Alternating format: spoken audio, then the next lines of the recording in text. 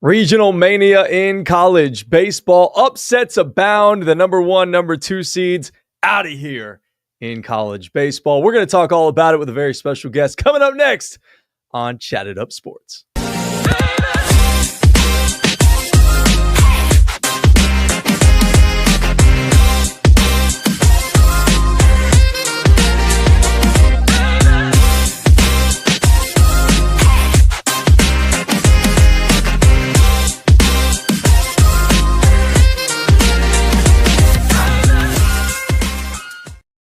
What's up and how are you? I am Greg Larnard, host of Chat It Up Sports. Make sure you follow us all over Instagram, Twitter, TikTok, Facebook, all the good stuff at Chat It Up Sports. Follow us wherever you get your podcasts as well. Spotify, Apple Podcasts. Also subscribe, like, rate, all that good stuff on YouTube. Again, at Chat It Up Sports. We'll be here with you for the next hour or so, talking a lot of college baseball. The Vols are in a dogfight right now with Wake Forest trying to blow things open in the bottom of the 7th inning. And we are here in the foundation with a special guest in tow. Before we get to him, to my left, the man, the myth, the legend, Miggy Malcolm Harris. They call him Devontae Adams, a.k.a. 17, a.k.a. Dr. D, a.k.a. the Parlay Prince. What's up, man? How are you, man? Hell of an introduction. I'm good. You look good today. I feel All good the today, repertoire, man. bro. It's good to be in the foundation. Good to be back in chat for a little bit. And It's good to have you here from Las Vegas. Yeah, bro. I know things are going crazy out there, and everybody from Axel is trying to go and get to this game today, but you decided to come hang out with us instead and talk about this game. I'd have no other way, man. It's good to see you, bro. And to my right, the man, the myth, the legend, the one who they call Treen, the man that is a big-time founding member of the Thick Boy Running Club, the man who says, hey, the Whoop tells me I got to be in bed by 10:04. No chance today. Chase Green. What up, dog? What's up, boys? What up, baby? Flip-flops. It is flip-flop season. I got socks. It's In okay. the sweaty foundation. Yeah. I can't wait for that AC unit. That's the next it's the next investment I actually here. thought we'd be okay today. I was like, low 70s. You underestimate this place. Yeah. It's way too hot in here. It's too hot. Anywhere and everywhere. And behind the camera, you can see him. He'll show you himself right now. Producer Joseph. Hello. Pause. Not in an Amazon warehouse. Not in an Amazon warehouse. This but is contrary to popular belief. This is not where your Prime deliveries come from. It may look like that, but it is not. he is It the is prime not. producer.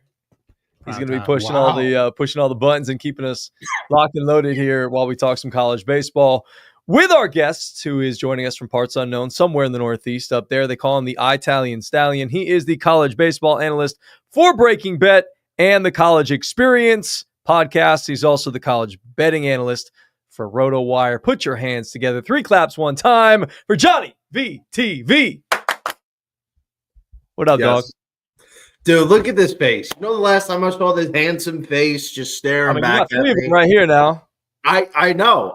Now you added 2 more. Chase, good to see you, brother. Long It's great time to no see you, see. buddy. Tay, aka Dr. D, aka 17. Nice to meet you, my It's friend. nice to meet you too, man. This Oh, is yeah, You've never met John. I've never met. No, I forgot you weren't on the What a- pod last what time a- we had him Not on on. the pod last What a time, treat bro. of two I'm ready personalities. to rock, bro. this is one hell of a trio we got here, and then add me in here. This is really an experience that we got going on here tonight, boys. We just need the old LA experience, and that would make it a perfect pairing. It would. It Yeah. would absolutely. All right, let's talk a little college baseball with you here. The top seeds, as I mentioned a little while ago, they took a tumble. The second time ever, number 1, number 2 national seeds eliminated in the regionals of college baseball. Which of the top seeds who fell was most surprising in your eyes? There we go. That camera now. How long you got? I mean, this is We got about an hour. This is basically longer than a CBS receipt. I mean, there's a ton of them. Let's start with your neck of the woods, okay? The number 1 seeded Vanderbilt Commodores in Nashville. They have one of the easiest regional draws that anybody could have asked for. They can't get out of their own way. I mean, guys, what are we doing here? I'm coming into the tournament second half of the year. There was rumblings like, yeah, you know what? Vanderbilt's going to be a top 8 seed. I'm like, well, why? They haven't beaten anybody. And then they beat Georgia. that Georgia's sweep at home kind of validated Vanderbilt on like a national scale for a hosting seed this year. And then they won some nice series down the stretch. And then like the noise kept getting louder. Like, yeah, all right, Vanderbilt's going to host. But it's like, dude, they're the worst, best team. Like, was anybody really that convinced that Vanderbilt was that good? And then they win the SEC tournament. It's like, okay, well, I don't know. You can Fine. swear if you want. Okay, fuck it. Fine. We're going to give Vanderbilt LSU's the best team. They were the 1 seed, but you know what? We're going to give Vanderbilt. They win a meaningless conference tournament, even though they've already locked up a national hosting seed here. But, you know, the worst best team was Vanderbilt Commodores. It just made no sense. I mean, they had pitching front to back, and it was good this weekend, but the offense has been a problem all year. If you've watched this team, you've known that this offense has been a major issue this year. They had one guy batting above 300. They had one guy with double-digit home runs. The reason why they were able to get away with that formula was because over the course of a season, they do all the little things right, fundamentally sound baseball. They know how to manufacture runs. But in a situation like that, like where you might need to string together 2, 3, 4 hits in a row over the course of a weekend, they didn't really have that kind of a team. They need guys that can put the ball over the fence, and they only have 1 or 2. And truth be told here, guys, like, lose to Wright State. I mean, Wright State's a good 4 seed. They took Tennessee to the brink a couple years ago. They've got a good program. No, I know they do. I know they do. I know you know they do. But the first game, you needed a miracle home run by Riley Nelson that was fair by 6 inches after Cam Allen, who I think his ERA was in the 5s, was no hitting you through 6. And then in the elimination game, they got 1 hit through 8 innings. It's unacceptable. Like, it's unacceptable. And Tucker Biven, who's the closer for Louisville, who is talented, basically shut you down for near 5 innings. Like, their offense, it wasn't like they went cold for 1 game. It was they were cold for a whole weekend. They've been cold for, most of the season, with the exception of a couple outings. Like, the Vanderbilt Commodores losing in their own region where they had a layup draw. And you know what the crazy thing is? They had a layup for the Super Regionals as a host, too. They had a butter schedule on their walk to Omaha. That is bad. That's disappointing. It does really suck, man. Like because with them and Texas both losing, it puts that little note in people's mind. It's like, well, how good was this SEC? And it does. Whenever you break the record for most teams again in a tournament, it's like, you're going to lose quite a few, but I didn't expect those two. But both of those teams, to me, have felt a little boring. It's like you are susceptible if you can't score. Like, it's just a fact of the matter.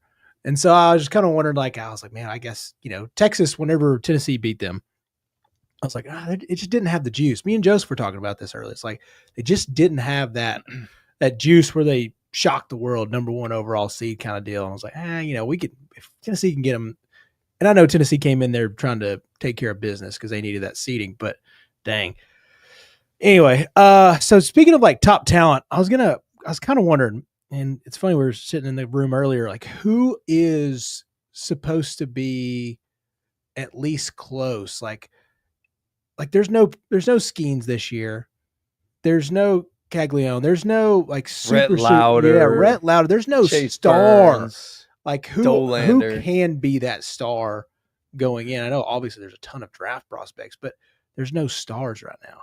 Yeah, that's been the question all winter, all season. I think anybody that's really followed college extensively the last few years knows that 2023, you have a litter of elite generational prospects from the college side in that draft.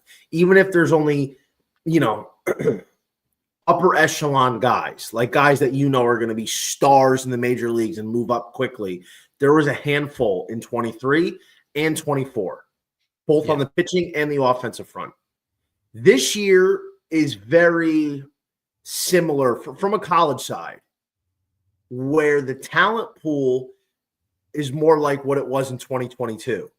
Like, there's some good players, there's a few good pitchers, but it is a thin college side in terms of like next level talent. Like, it's not to say that 25 doesn't feature some really good players from the college side, but I think this is going to be more of a high school heavy draft. Like, there's a lot of dudes coming out from high school that's being promoted even more so than in recent years. But I think the fact is, a lot of scouts and a lot of people, at least from what I've spoken to, view the college players this year as a step below overall from the last couple of years. But that being said, I'm not really a big proponent in taking high school guys before college titans, even based on, team needs. I understand that, unlike football, for people that don't know, baseball has what's known as the I'm forgetting the slot deals, the underslot. So high school players, a lot of times, there's two reasons why a team will take a high school player over a accomplished college player. A, the age. You might take a kid that's 18 versus a college player that's 21, and you feel those 3 years are big because you could develop them quickly. And the other reason is slot value, where a high school player might take a lot less money than a college player because a high school kid wants to go out, get drafted, whatever. But in this particular case, I mean, I don't think there's a slam dunk college number one kid. I personally think Jamie Arnold has probably got the best shot because we've seen Arnold perform on the biggest stage the last couple of years as a true ace. Like, I have him as the next Chris Sale. That's something I was comping him to last year. He's got an unreal build for a pitcher, tall, lanky, a lot of whip, and he's only going to get bigger and stronger as he gets to a pro. He's got a fastball that's going to run up to 97, 98 from the left side with a 4'9" release. Like, that's unheard of. A sweeper that will basically cover from like it's like a 9-3, 9-4 type of sweeper that draws so much swing and miss, and that's really contributed to so many strikeouts. I mean, he's got impeccable command, consistency, and this is his down year. Like, he's had an unreal year this year, and he's had a down season compared to what he did last year. I think he's the best pitcher in the class. He's been the most consistent because you have the other guys that have been big risers this year. Cade Anderson, who I think is very Shane McClanahan-esque. Liam Doyle, Kyson Witherspoon, who may be the best college pitcher in the country this year, debatably. All those guys have had great years, but these were all guys that made a draft year leap. Like, none of these guys were destroying the competition in 2024. So I think Jamie Arnold really as a pitcher is there because as much as I like some of these bats in the draft class for the college side this year, there's nobody that's really like that next level. I think Ava Arquette's a stud. He's in a lot of mocks from what I've seen as maybe the first college bat off the board. And, he's had a really good regional so far. He's got a very good profile for a major league hitter. He's big, strong. He's got power to all fields. Big boy, 6'5", 220. Yeah. Plays shortstop, premium position. So I think it's got to be a pitcher first. And the one thing that worries me, and I'm curious to see what you guys think, and I apologize for going long-winded. Like, what do you think about taking Ethan Holiday if you're the Nationals at 1-1? I think Jamie just has more to offer as a lefty. And like you mentioned, like, it's just the build. Like, it's the perfect formula. Like, as a pitcher, like, I need that. I need that ASAP. I can work with that. I don't know. The Nationals are going to be so good in a few years. Yeah, they are. They've got some good talent in the minor leagues, and obviously you're talking about Ethan Holiday. Obviously, the good bloodlines with his dad and whatnot. And that family's produced a lot of really good baseball players. So to me, I understand what you're saying, Chase, but that would almost make me want to take him a little bit more. If it were kind of maybe just a random kid who didn't have the big league all-star father and a brother who's already in the show, I probably would go somewhere else. But in this case, I'm probably going to take Ethan Holiday if I'm the Nats. All right. What do you think? Here's the question I have. But and let's take my bias aside from high school players. Like, the only time that I really think like taking somebody as a high school player is really even remotely worth it is when you get like a Bobby Witt or or a Mike Trout. How rare is that? Those are like once in every Yeah. 10-year guys. Like that just Harper. doesn't happen. Kind of. Harper, Man. yeah, but like Kinda. He went to a look JUCO. at these high school superstars. Look at these superstars in the MLB that were high school prospects. How many of them were there in the last 15 years? 3, 4? Like Yeah. this is the percentage we're dealing with. So let's look at it realistically.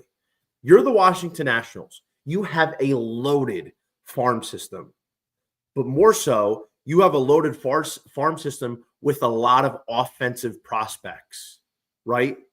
You sure. have no ace.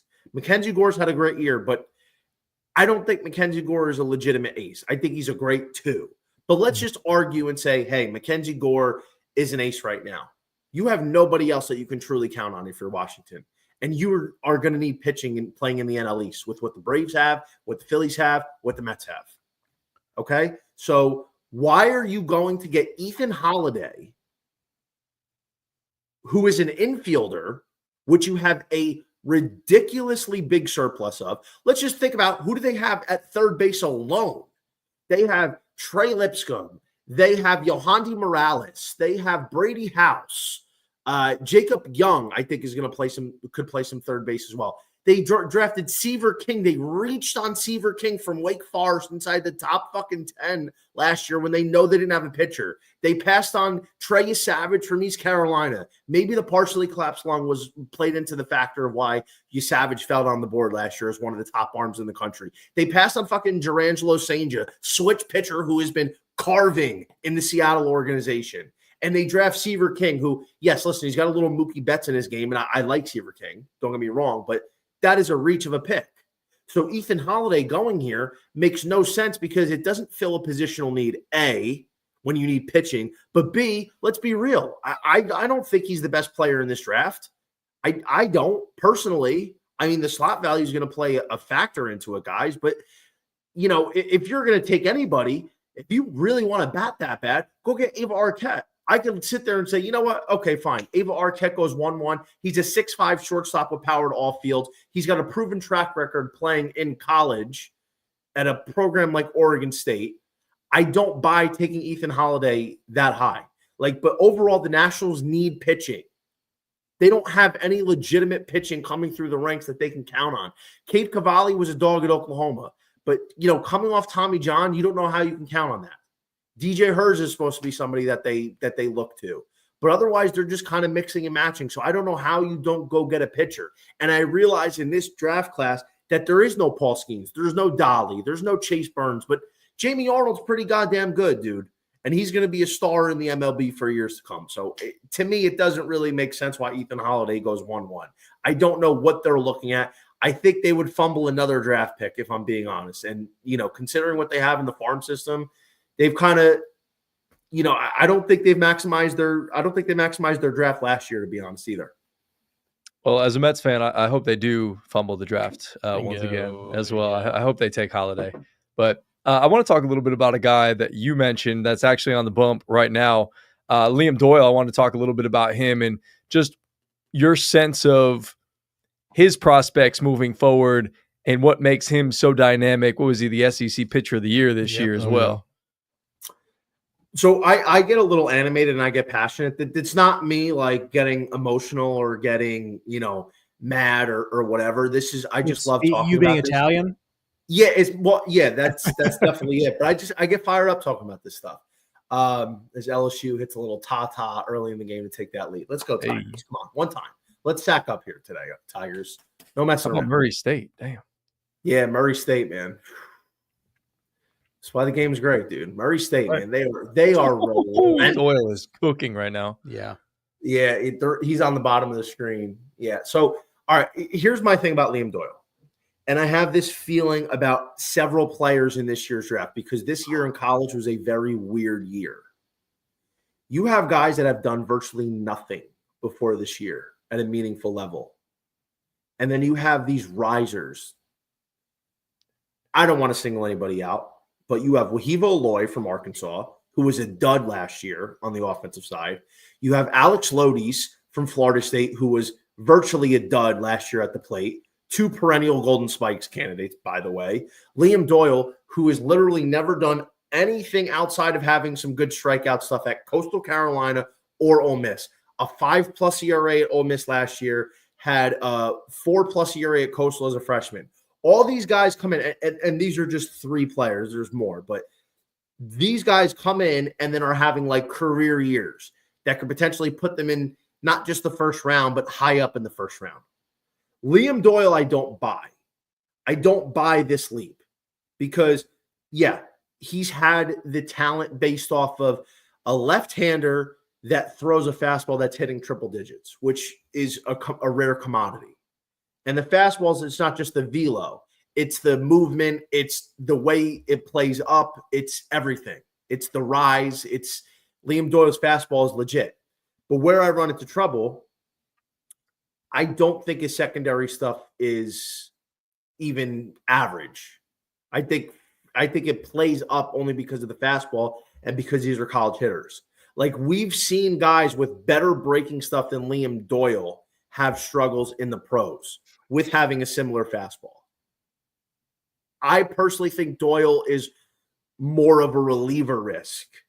Like, listen, if you're like, teams will take him high because, hey, you're a lefty, you're throwing 98, 99 with movement, run, ride, you're getting a ton of swing and miss. You get these hitters that look at this fastball that sits top zone. They think they're going to catch up to it, but they're not. And that's why it's just so dangerous. And he's got an attitude to him.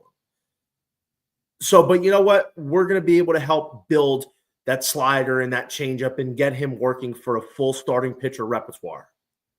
But I think there's a reliever risk because, Greg, you'll remember this. Last year, everyone's like, well, you know, why is the team going to take Chase Burns so high? Chase Burns has got real reliever risk. Well, I think Liam Doyle's got twice the reliever risk that Chase Burns does. And anybody looking to take Doyle that high, to me, I personally don't agree.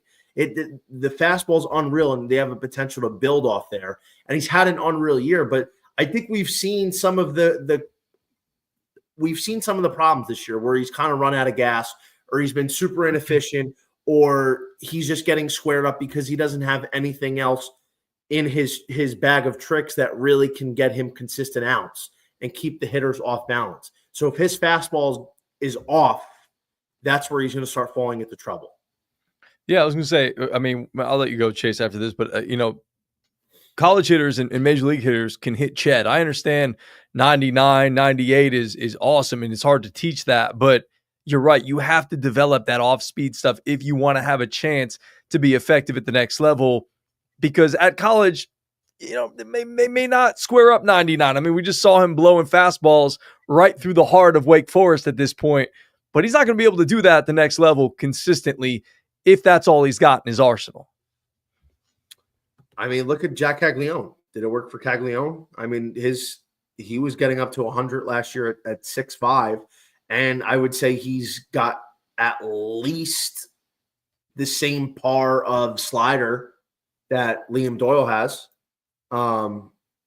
And the Royals decided to scrap him from a pitcher just to get him to focus on hitting. And I know it's not the same thing, but like Caglione was a guy who's a fastball pitcher that's up to 90, that's up to 99, 100 from as a left-hander with a pretty solid slider.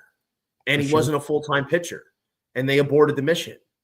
He's getting called up tomorrow, isn't he? He is. I'm so excited. I'm so excited. I figured you would be. That's gonna be dope. But that's not the point. But like, you see what I'm working with, and I understand like what Doyle's done this year is not like what Caglione has ever done with pitching. But you know, Caglione never truly focused on just pitching, so it's a little bit different. But you know, this is Doyle's first big year. He's always had the strikeout numbers in the past, but Frank Anderson's school of pitching down in Knoxville has really turned a corner for him as a pitcher as he makes the leap towards the professionals next year. So I think there's just something that he's gonna have to keep improving on, because he can't have consistent success with just the approach he's had in the next level. Yeah, Frank's unlocked him in the right ways. I don't know if it's selection or what, but he has really turned it on. He's just been super accurate. Like, that's the thing, is like, you know, it seemed like he was missing at times before he came up here, and here we are. Got a special boy on this mound nowadays. It's nice to have. I'm not gonna lie to you, because he's right now, outside of him and Brandon, I don't know what's super, super reliable for the Vols.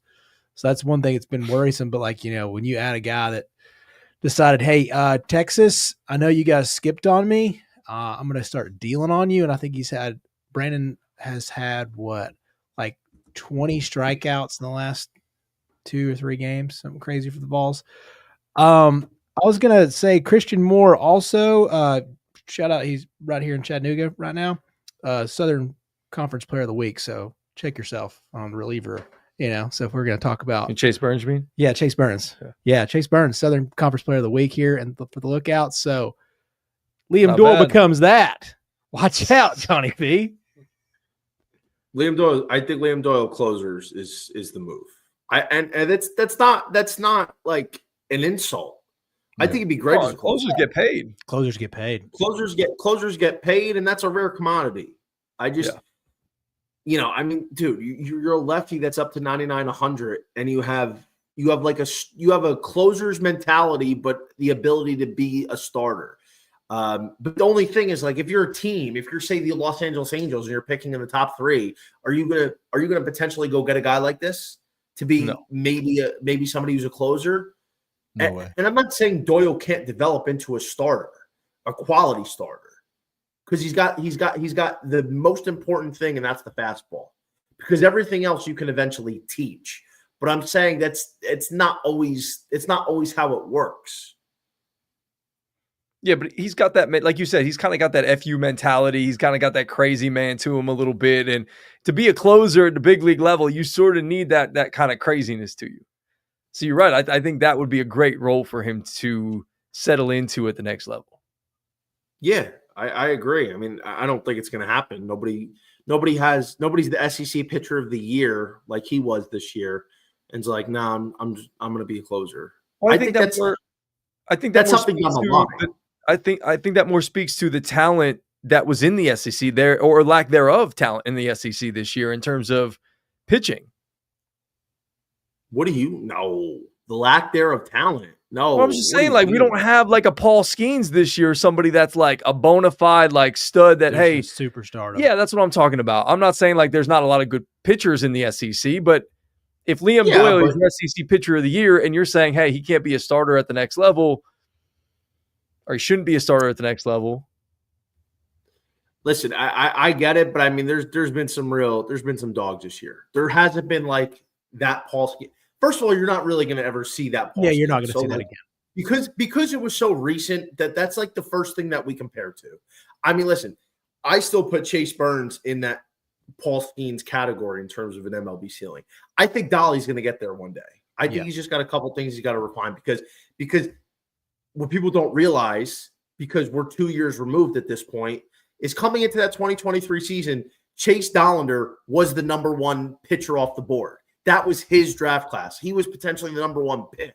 Nobody knew who the fuck Paul Skeens was, unless you watched Air Force. Unless you watched Air Force in 21 or 22, nobody knew who Paul Skeens was coming into 2023. There was no resemblance of a first rounder, much less a number 1 overall pick. This is just some big kid who topped out at 98 in 2022 at Air Force, and all of a sudden shows up on LSU's campus with Wes Johnson as his pitching coach and is topping out at fucking 103 and sitting 98. That's unheard of. That doesn't happen. So there's some guys that are really talented, but yeah, there's nobody like that. But I mean, dude, you got Kate Anderson who's making the jump. You have Kyson Witherspoon. Jared Spencer had a huge year. I'm blanking on other people. I mean, Hunter Elliott had a pretty good year overall. Pico Khan was good. Samuel Dutton was really good. I understand what you're saying. Like, there's nobody to that level. Yeah, for sure. Well, the depth of the talent in the SEC this year, as always, was very strong. Yeah, especially with all this talent that's getting eliminated right now with like Vandy and Texas, Bama, like all these teams, you're still looking at what, 5, maybe 6 teams from the SEC getting in to the next round. Like, holy crap. Because I was just looking at it. I mean, it's just, yes, you've got Big 12 and ACC and then SEC. It's just loaded. there's just so much baseball talent in the South, whether you count that, the ACC and the SEC. It's like, holy crap, dude. I don't love the Duke mantra. I don't know if you saw this, that it's funny that Duke has their, they call themselves blue collar mentality. Oh God. I was like, are you saying that from your daddy's yacht? Like, what are you like? You kidding me? The Duke Yacht. Duke, yeah. But they crushed this weekend. Sorry, Joseph. Joseph's a Georgia fan back there. Oh no! Did Ole Miss hit a home run? Did they really? Bro, that was one of my plays. One of my plays today was the over 16.5 in Ole Miss Murray State, because I'm like, bro, every single game is like 20 runs. And it started out, so I think it's 12-11. You know what? I'm sitting far enough from my TV. I didn't bring my binoculars, but dude, Murray State was up 12-3 on Ole Miss. Wow. Dude, they were up 12-3. This game was in the bag. Murray State, what are you doing? I picked Ole Miss to win this region, but Murray State was getting like plus 250 today for a coin flip game. Could not take it. Could not do it. I mean, dude, this is what the tournament brings us. This has been a tough weekend for me. I mean, I've had a lot of heartbreak. I'm sorry, buddy. I mean, Texas was a team I loved in the preseason. I thought they were going to be really good, and they were. And they had some key injuries. And honestly, losing Jared Spencer, they kind of just ran out of gas. That's really what it came down to. But the offense, for some reason, despite having so much talent and a good amount of depth, they just couldn't really get it going.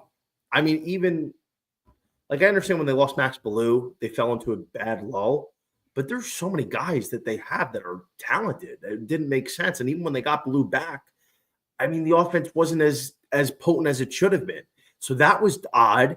And Spencer going down that was such a buzzkill, because they still had like a lot of, they had maybe the deepest bullpen, and they still had a lot of pitching talent. But aside from the fact that you lose your ace, who was doing great, that gives you a chance to win every single time out, every Friday night, that makes a statement. Every one of your pitchers has to move up a spot. So that shortens up your entire rotation.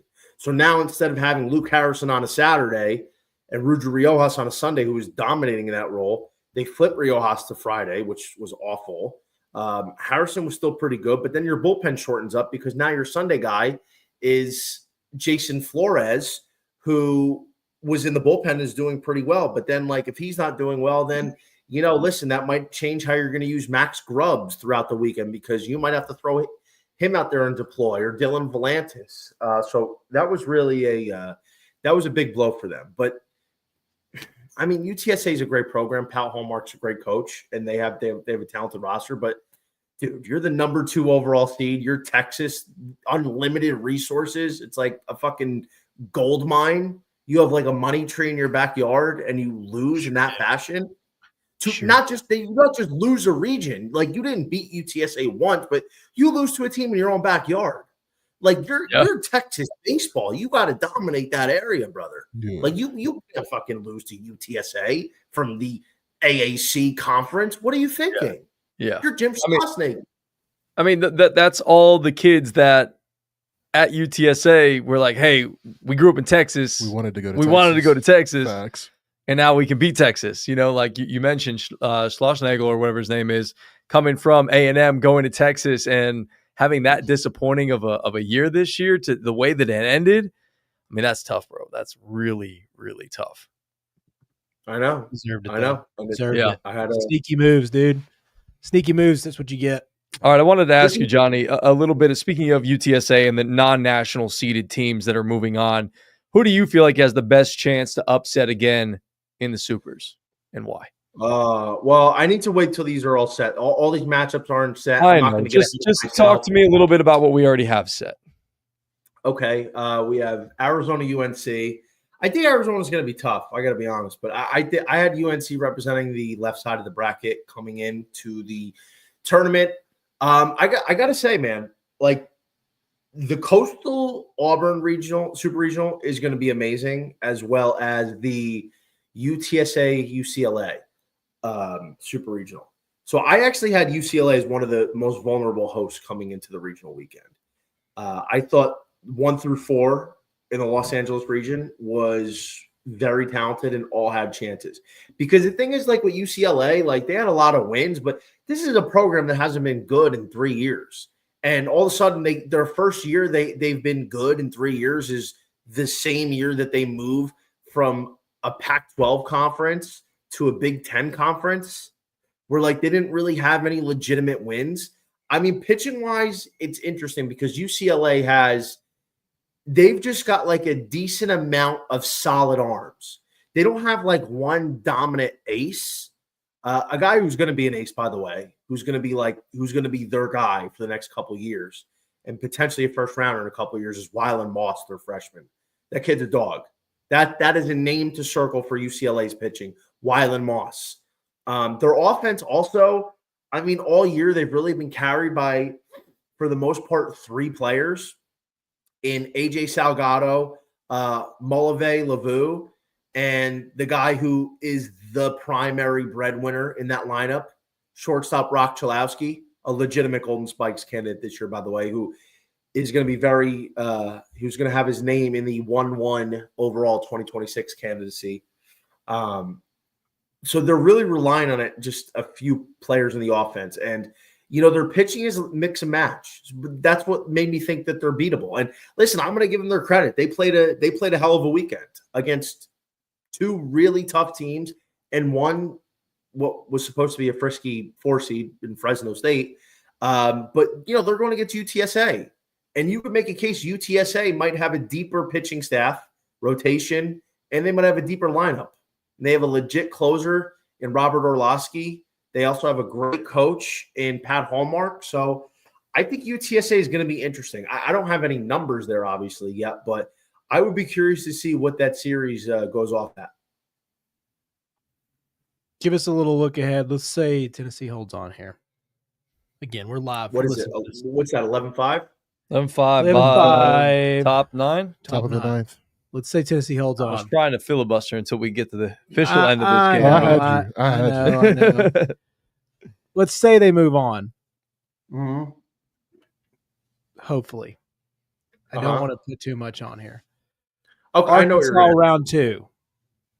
How are you feeling about it? What's Tennessee going to do to get that dub? Obviously, Arkansas is going to be the favorite in Fayetteville. That's an electric super regional, dude. That really is. I mean, this is what everybody was circling coming in. When the draw came out, they're like, well, if chalk prevails and it's Arkansas, Tennessee, that's not a super regional. That's an Omaha matchup. Yeah. Right? That's been great.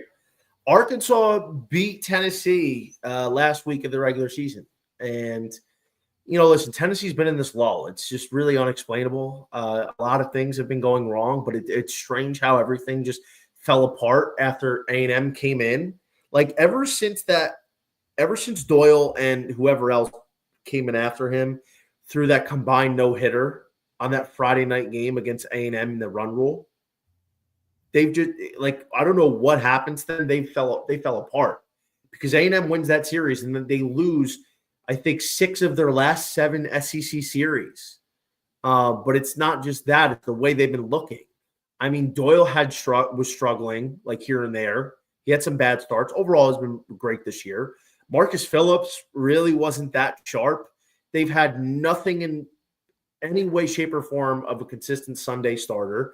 Their bullpen was struggling, which is weird because they just literally spawn guys that throw 98 like they could just pick them up out of the ground like they're picking up a fucking piece of broccoli out of the ground that they just got 98 in the pen, but it wasn't working. Like Nate Snead was one of the best closers in the country coming in. He was great in the first half and he had struggles in the second. Like he couldn't locate, he couldn't find the zone. He was getting hit. So it was really bizarre. The offense kind of disappeared. Outside of Andrew Fisher, nobody was really consistent in that offense. Their fielding, especially in the infield, was bad. So it's very uncharacteristic Tennessee baseball.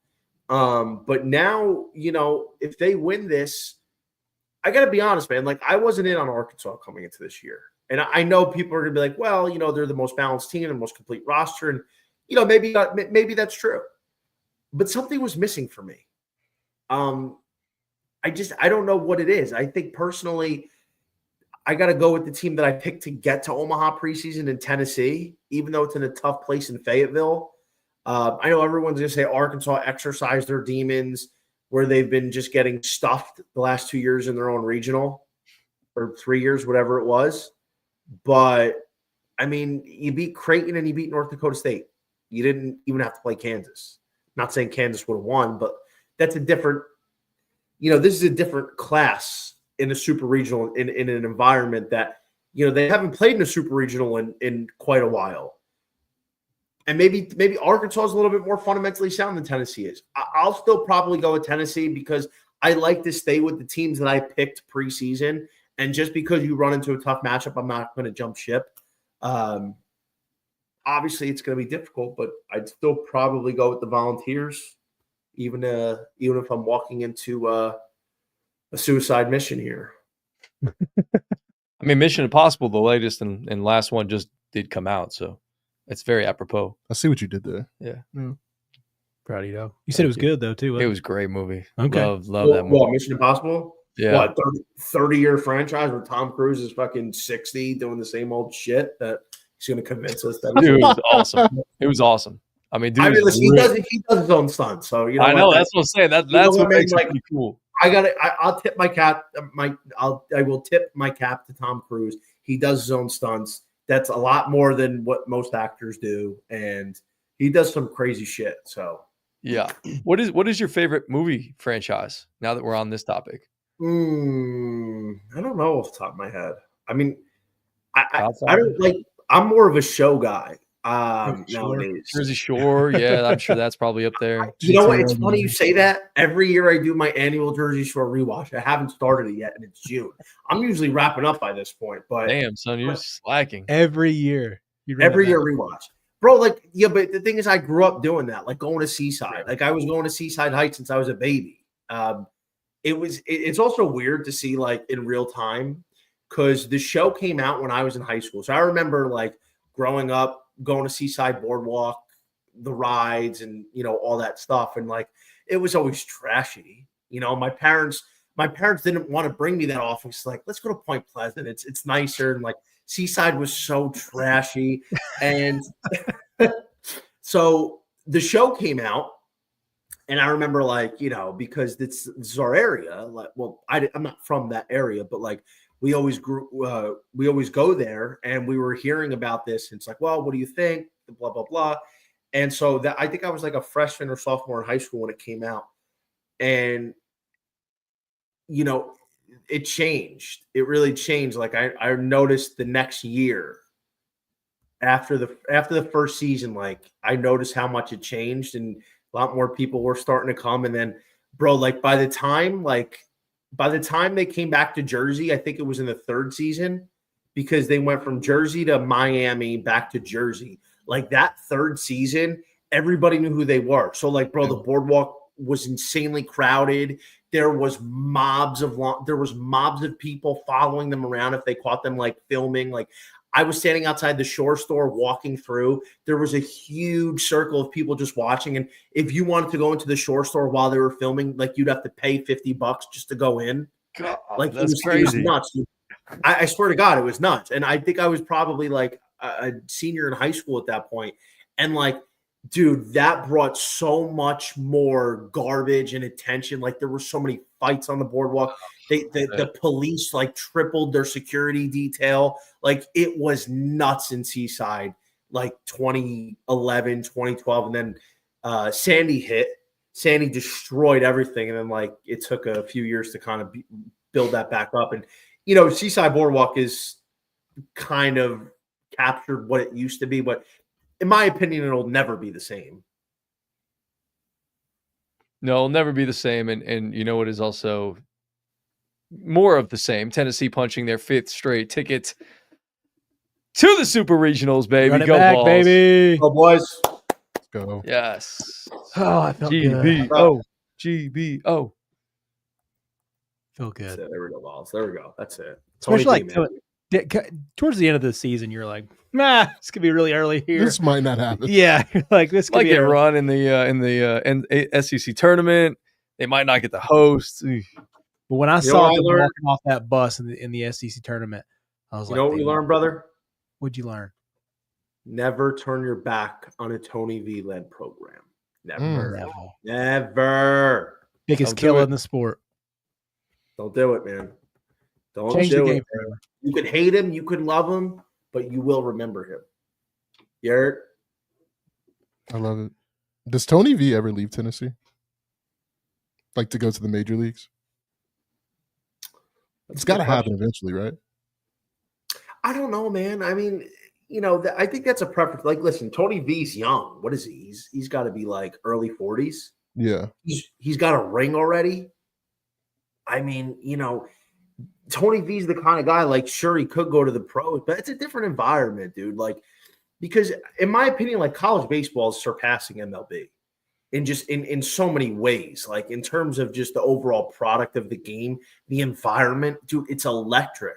Like, that's why a lot of coaches in college football don't want to go to the NFL.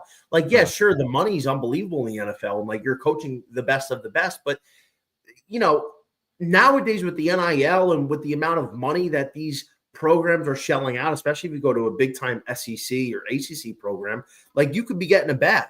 Tony V, like Knoxville's Tony V's town, bro. Yeah. He brought that city a championship. He brought this school a ring, and not only did he bring them a ring, but look what happened in 2022. Maybe the best team ever assembled, right? Yes. And they break our hearts in the super regional loss. Yeah. 23, he finds a way to put this roster together that really wasn't that good. It really wasn't that good, and they somehow fight and claw their way in the Clemson super regional, and then they go to Omaha. They lose to Paul Skeens and LSU, but I mean that's pretty much what everybody did. Yeah. And then he comes back the next year and he's a national champion. I think that city loves him, bro. He can do whatever the hell he wants. He's gonna have all the money in the world if he wants. Absolutely. He's gonna recruit whoever he wants. He's always gonna have a competitive program. And I think the only thing that comes down to, like, if he'll leave Knoxville, which college programs are he going to go to? I already know who it's going to be. Who would it be? It's Arkansas? Texas. No, Texas. Yeah. Lost think was going to be there for a hot I don't. minute. I just don't understand. Like, unless he's just bored, I don't know where else he could go. I'm telling you, let the Dodgers with this lineup that they have right now from 1 through 6 just absolutely just fumble the bag the next 2 years. Why would you not make a splash hire like that? I don't know, man. You saw Wes Johnson come from where was he? He was a Minnesota Twins. Yeah. Wes Johnson and I'll say this, and I'm sure a lot of people that have followed the situation at the time, I would say Wes Johnson is probably one of the most instrumental parts of Paul Skeens' success. Wes Johnson, I think, left the Minnesota Twins in 22, maybe. Mm-hmm. 21, 22. I don't remember off the top of my head. He was a pitching coach for the Minnesota Twins. He leaves the major leagues to go be an assistant coach for LSU. He leaves an MLB dugout for an assistant gig in college. Yeah. That speaks volumes. And then look, bro, he turns out some star pitchers, including one of the best pitchers of all time in terms of prospects, and Paul Skeens. And then he makes the move over to go be Georgia's head coach last year.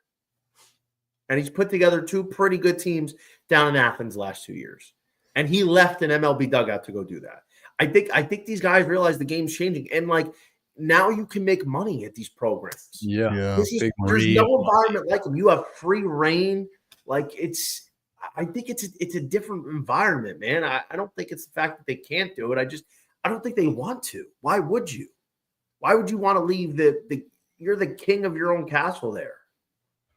Yeah, and you really don't see that. Like, to your point, like, you really don't see college coaches going to the pros. It's not like college basketball where you see that sometimes, and you see that sometimes in football, in college like football. Nick Saban going to like the Dolphins. Yeah, but I mean, and a lot of the times that doesn't really work that well. out. I know they're trying to get Dan Hurley to your Lakers and whatnot, I'm so happy that. you like JJ? I love JJ. Okay. Yeah, that's not really a thing in baseball in general. But speaking of just environments and vibes and things like that, and I know, again, the caveat here that we're doing this live on Monday night where the field of supers isn't set. But for what we have set right now, Johnny, if you could go to any of these super host sites, which one would you choose and why? Like to attend? To go and attend. You're there all weekend. Yeah, you're there all weekend. You live it up. You go watch some ball. You go out and whatever town and you know what, man? Johnny VTV does. Well, I think honestly, I would, if LSU could hang on, I would love to go to Baton Rouge because I always wanted to go. But Alex Box is electric. Alex Box is electric. I don't know how you don't go to Arkansas, Tennessee. I mean, like I said, that is not. I'm not saying I don't care anything about the game. I'm just saying like the actual host site, like the city. The city. Oh yeah. Why didn't you say? Because I mean, you're only spending 3-4 hours, at the at the game. Obviously, you want to see Arkansas and Tennessee is obviously a great one, but if you go spend some time at a specific city plus the game, now we're talking. I mean, I like going out to LA every now and then, but I don't know if I'm like I've been to LA a bunch of times, so I don't know if I'm doing that. I don't know, man. Like if they could get through, I'd probably say Baton Rouge. Like I've always wanted to go down there. Like it's electric down there. Good matchup. It'd be a good matchup. So I think I'd probably pick Baton Rouge if I could pick. But these guys got to get there as. Oh no, they gave up a couple runs. This is not good. This is not good. They're down 3-1. Oh no! It's early, Johnny. It's early still. Yeah, it's not early. Don't get too worked up, brother. No, dude. Zach Cowan, come on, brother. You didn't pitch all weekend. Why are you getting tagged by Little Rock? No. Oh no. It's not good. Oh no. You got anything else? No, that would have been a good question. I was thinking, there's Chapel Hill, Arizona. Be a nice one. Nothing like Chapel Hill in the summertime. You do go to Chapel Hill visit. Yeah, dude. Go watch Jake Knapp. This Carolina team, the clean cut, having the names. Jake Knapp looks like a dude they picked up at the frat house. They can just absolutely sling it. This team feels like a Duke team, to be honest with you. This Carolina team feels like a Duke team. I can't believe that those words just came out. Yeah, a bunch of preppy boys. Yeah, I think so. I mean, that's kind of why that's honestly why I picked them to represent the left side of the bracket because it was a very winnable path for them. But they also have really good pitching talent. They have a great weekend rotation. Their offense is hot right now, and their offense has been really streaky. And truthfully, I think UNC, man, if they hit the way they did today, I think they have a legitimate chance, dude. They're a talented bunch. Scott Forbes is a great coach. They got the pedigree, been there before last year. And I mean, look what they did, dude. They lose a guy like Vance Honeycutt. They lose Parks Harbor. They lose Casey Cook. They lost a lot of talent in that lineup and somehow found a way to replace it. So I really like what UNC's got and Scott Forbes. Really good. Yeah. Scott's such a great guy. Like I think, and to be honest, I know as a huge part of what college baseball is and why Tony V is so good and why Scott's so good is they're really good at that fundraising stuff. And Chapel Hill has looked a lot nicer in the baseball category. And another place that's fundraising well, and they're up 1-0 right now, is Miami. What a team that felt like a very mediocre and disappointment. And then now they might make a super regional. Funny enough. ACC's good, man. Miami's pretty good. But I mean, Miami, I think, they had to gut out a couple of games, but why I think they were dangerous today, that they got the best player in the field, Daniel Cuvée. That is the reincarnation of Yohanny Morales. Yohanny Morales famously picked up that whole goddamn team, put him on his back, and carried them to the postseason. Johnny, your comps are unbelievable. Yeah, bro. Dude, how do you pull out these pockets? Dude, how do you not see Daniel Couvé and not think of Yohani Morales? Yohani Morales. Not many people have exact comps like you do. It's impressive. But he's a Miami legend. He's a Miami Hurricanes legend. And I mean, that's the exact same thing that we're getting. So it was it was a really, really great season as a freshman for Couvé. It's been a great season as a sophomore. This kid's going to be top 10, if not top 5 draft status for next year, man. Couvé, he's that guy, man. He's a legit MLB stud prospect. Special times, dog. We'll have to have you back on for Omaha. All right, my last one for you, Johnny. And I know we talked about some of the lower level teams that have made splashes and whatnot, but let's talk about the big boys that are moving on with Arkansas, Auburn, Florida State, Coastal, UCLA. They all swept through their regionals, and now Tennessee, you can kind of, I guess, maybe throw them in there because they were a national seed. But which of the teams that sort of swept through their regionals do you feel best about going into the Supers? Again, I know we don't have all the matchups and everything like that set at this very exact moment.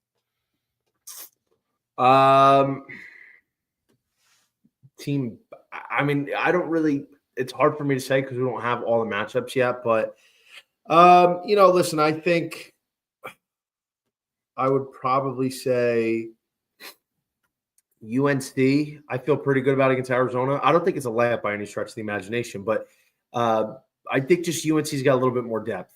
They're hitting. Arizona's hitting. Arizona got lucky in the sense that they didn't have to play Oregon, and I know Oregon looked like shit this weekend, but still, you win a regional, and you don't have to face, and you only face Cal Poly or Utah Valley. Their offense. Oh my God, it's falling apart for LSU. Jesus H. Christ. We're seeing this in real time. And Biggies, but we've all been there at some point. Dude, they've given up 5 fucking runs in 1 inning. They had 3 players colliding. Oh my God, is this really gonna happen? Is this really gonna happen? Hey, just look at what Ole Miss is doing. Maybe they'll make a comeback. Who knows? Don't get too down. Don't lose the faith. The hell do I care about Ole Miss for? I'm just saying, like, they've been able to come back. Like, comebacks can happen, dog. Don't lose the faith too soon. No, they're done. I lost the faith. That's it. This is what happens. This is what happens. True degenerate. Oh, fucking A. I don't know. UNC, I think Arizona's just really relying on like Mason White, Brennan Summerhill, Aaron Walton to hit, just kind of go sicko mode. And since that's happening, that's really what's driving them offensively. Their pitching's pretty solid. I mean, Arizona's got a good guy who's developing into a nice Friday night guy in Owen Kramkowski. They have a good closer in Tony Pluta, who's been awesome this year. They have a really talented freshman in Smith Bailey, kind of in like that Wyland Moss category where let's watch him for the next couple of years. Going to hear his name called in the first round in 2 seasons. But I don't know if they have enough top to bottom like UNC does. But I'm excited to see that region. But I think UNC coming out of there is going to be good. Is that it, Phyllis? That's it, brother. That's all I got, though.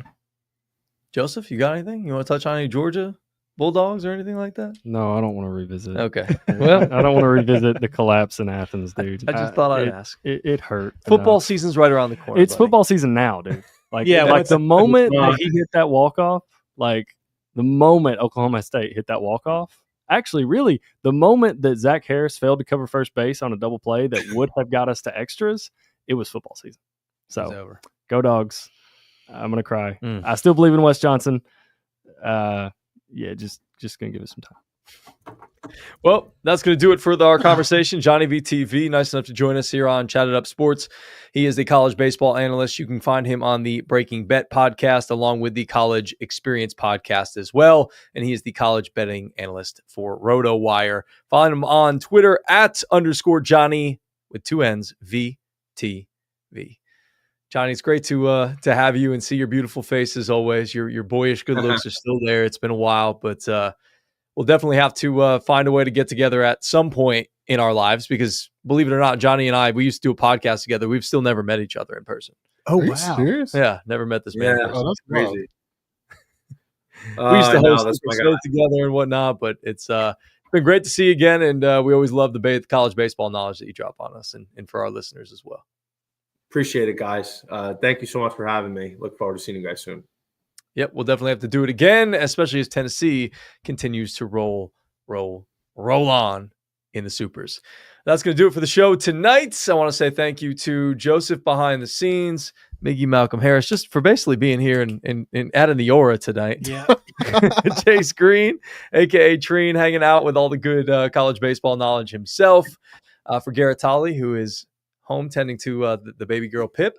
And for those of you who listened, we appreciate you as always. Go follow us all over social media at Chat It Up Sports and wherever you get your podcasts as well, including on YouTube at Chat It Up Sports. We love you, and there's absolutely nothing you can do about it. Peace and love. We'll see you next time.